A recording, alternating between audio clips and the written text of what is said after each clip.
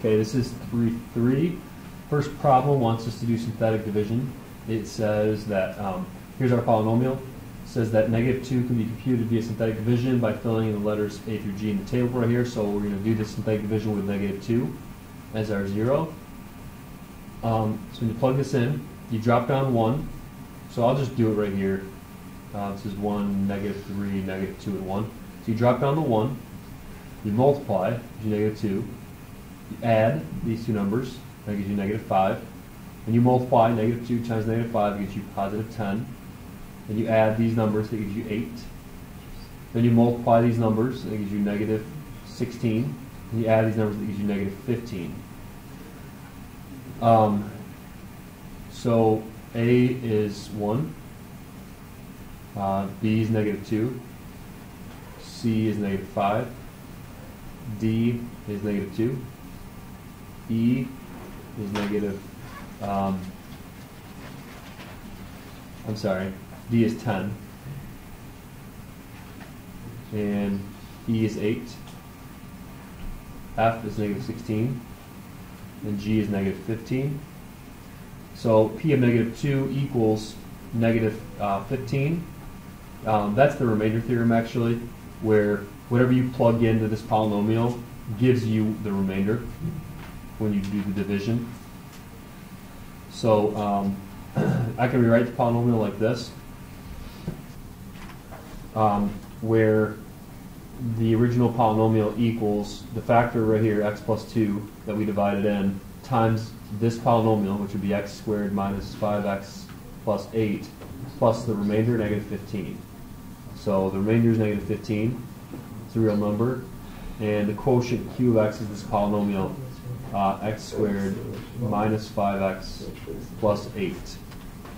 Okay, the next problem then wants us to do synthetic division where we're dividing 2 into this.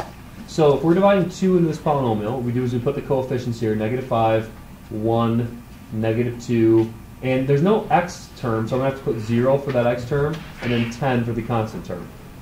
Now what you do is you drop down the first one, -5, and then you multiply 2 times -5, which is -10. Then you add, gives you -9. Then you multiply, gives you -18. Then you add, this gives you -20. Multiply, you get -40. Add, multiply, and you end up getting 10 plus -80, which is -70, and that's your remainder right there. So that's basically what you would also get if you plugged in 2 into this polynomial. Okay, the next problem wants us to do this again. This time we are plugging in 2. So we're going to divide 2 in this polynomial, 1, -9, 22, -21. So we're going to drop down the 1. We're going to multiply. That gives us 2.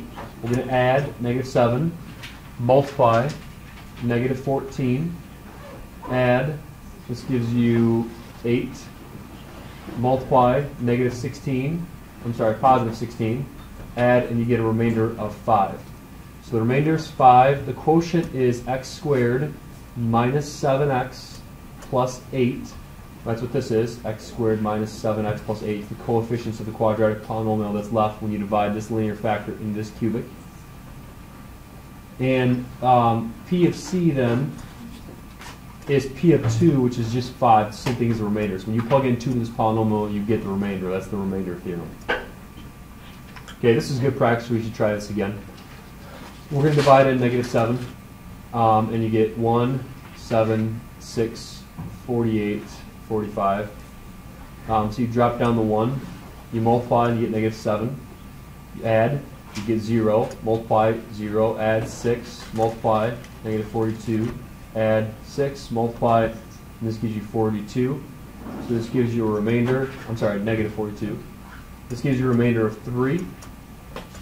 And that's what you get when you plug in this value as well. So when you plug in -7 into this polynomial, you'll get 3. That's the remainder theorem. And the quotient is this polynomial, which if you divide a linear factor into a 4th degree, you get a cubic left over, and that cubic is x cubed plus 0x, so you don't have to write that, plus 6x plus 6. So you don't have to write the 0x cubed. 0x squared. And leave that out and just write this right here. Okay, the next problem is a little tougher. We have a fourth degree polynomial, and they tell us two of the zeros are 1 and 7. That means that two of our factors are x minus 1, x minus 7. Now we know there's a quadratic left over because if this is a fourth degree polynomial, there can be 4 linear factors. And it turns out that this is actually going to be an irreducible quadratic because these other two numbers are irrational, which, you know, we don't typically factor those, or we can't factor those into two linear factors with real numbers right here anyway. So to find those, what we're going to do, there's two different ways to do it. You can FOIL this out and divide it into this polynomial to find out what's left over, or you can divide each of them in synthetically. So I'm going to do that one at a time. So I'll take the first one, which is 1, and I'll divide that into the synthetic. I'll divide it in synthetically in this polynomial.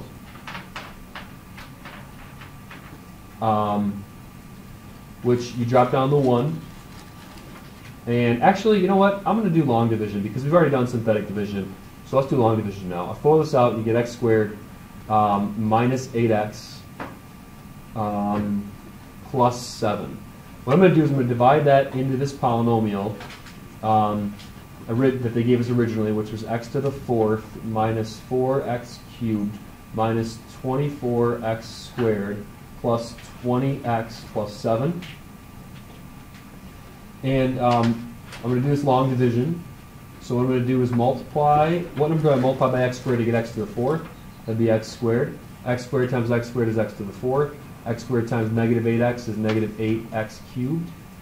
X squared times 7 is positive 7x squared. And when you subtract, these cancel. Negative 4 minus negative 8 gives you a positive 4x cubed. And negative 24x squared minus 7 gives you a negative 31x squared. Okay, so we're going to drop down now the 20x. And we're going to do this again. So what would you put up here to multiply by x squared to get 4x cubed? That'd be 4x. And when you follow through, 4x times negative 8 gives you negative 32 x squared. And 4x times 7 gives you positive 28x.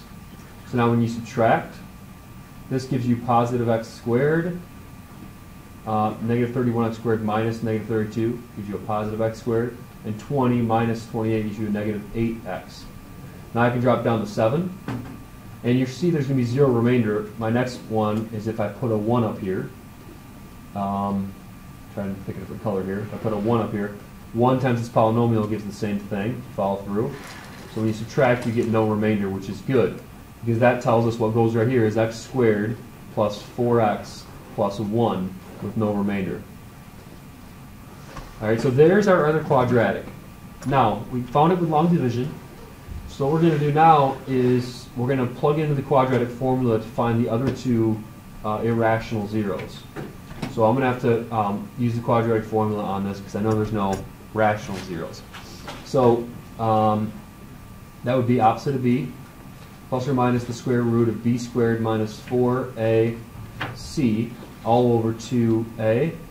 So it'll be 16 minus 4, which is 12 underneath here. And then I can break this up into 4 times 3, though, and make this negative 4 plus or minus. Square root of 4 is 2. So it'll be 2 square root of 3 all over 2. And then 2 goes into these. It goes into this twice, this once, and this once. So it'll be negative 2 plus or minus the square root of 3 are your two irrational answers. The smaller one would be negative 2 minus the square root of 3. And the larger one would be negative 2 plus the square root of 3. Those are your two irreducible quadratic factors. Or we could say those are our two irrational zeros of this polynomial. All right, the next one gives us this cubic polynomial. It has 3 real roots. Let's find them. Let's graph this first in Desmos, and let's find if there's any rational real roots. So this cubic, when we graph it, which is pretty easy because this one gives you the zeros 1, 2, and 3. So right away, we know this thing factors into x minus 1, x minus 2, and x minus 3, which is really nice. So 1, 2, 3. That was an easy one to plug into Desmos and get the real zeros. Obviously, if some of these zeros were irrational, like if 2 of these would have been irrational, it would have been much harder. And if they were imaginary, it would have been a little bit harder even still. The next problem tells us that one of the zeros is at 2/3 and it wants the other ones. Now, this is actually one you could graph to get them. They're at 2/3 and, well, that's the one we had, 0.5 and 0.75. But I'm going to check here for your work on this one. So let's divide 2/3 into this polynomial using synthetic division. I know it's a fraction, so it's a little bit harder, but we can still do it, hopefully. So when we divide this in, we drop down to 24. And then we multiply. 2/3 times 24, that would be 8 times 2, which is 16. Now when you add these two together, you get -30. Now multiply. 2/3 times 30 gives you -20. And when you add, you get 9. Now multiply 2/3 times 9, and that gives you +6. And then you add, and this should have been a -6 right here from this polynomial. So when you add, you get no remainder, which is what we want. So that tells me that the polynomial left over is 24x squared minus 30x plus 9. Now I can use the quadratic formula on this to find the other zeros. So the opposite of b would be 30 plus or minus the square root of b squared minus 4 times a times c all over 2 times a. So this quantity underneath simplifies to 36, and the square root of 36 is 6, so you end up with 30 plus or minus 6 over 48. So those answers turn into 30 plus 6, which would be 36 over 48.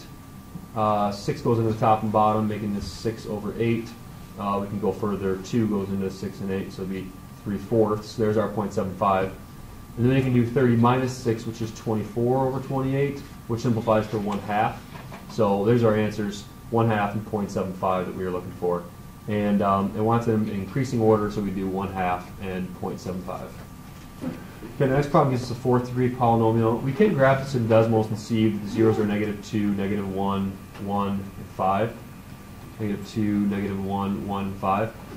So this thing's going to factor into x plus 2, x plus 1, x minus 1, and x minus 5. That's good enough, you know, so you can write these zeros in right here. I won't make you do this one by hand, but if I put this problem on the test and said show work, you know, I would tell you one of the zeros like -2, and ask you to find the rest. And if I was going to do that, you know, you could do the division. So this is one you could practice on with division, but if you divide 2, or I'm sorry, -2 into this polynomial using synthetic division, you're going to get this cubic left over. And if you divide these two factors in, both of them, you're going to get this quadratic left over. So it's one you could practice on basically to see how this division works. But this is one I'm fine if we just do a decimals and try another one for another practice problem. So the next one gives us a cubic, and it wants us to give the zeros of the polynomial. So I'm going to graph this again in decimals. And in decimals then you find that they're -3, 1, and 5. So we can just enter those in. -1, 3, and 5. And I'm sorry, -3, 1, and 5. Now, for this one, just enter them in this order, in increasing order, and that's good enough for this one as well. Let's try one. Hopefully this one's a little harder. Let's graph this one. It's a 4th degree polynomial. And unfortunately, it's not. If you look at the graph, we have -6 and 5 are our zeros. So -6 and 5 go in here. Now, there are two, so I might give you another question like this. Actually, this is the next section. You're going to get a question like this, so we don't have to worry about it too much for now. But in the next section, we're going to take this x plus 5 factor and this x minus 5 factor, and we're going to divide this into the polynomial like we did a few problems ago to find out the irreducible quadratic that's left over. We know there's another quadratic there because it's a 4th degree polynomial. We know it's irreducible because they're imaginary zeros, because in the graph, you know, this thing doesn't have any other real zeros. So it must have 2 more imaginary zeros, which we can find if we do the quadratic formula on this leftover polynomial. So that'll be the next section. All right, for now, I hope this